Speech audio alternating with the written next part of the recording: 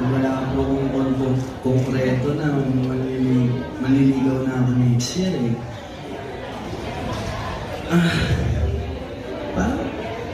Parang hindi po ligaw. Parang wala pa po sa isip ko naman ligaw. Pero siguro paraan ko to pre-ligaw. Parang ganun siya. Parang mas ligaw sa magulang kaysa ligaw kay Francine. At pag tumating yung ligaw, talagang manliligaw ako, mapapadali na lang yung trabaho ko, di ba? Baka mamaya, pwede ba manligaw? Ang sagot, oo na agad, di ba?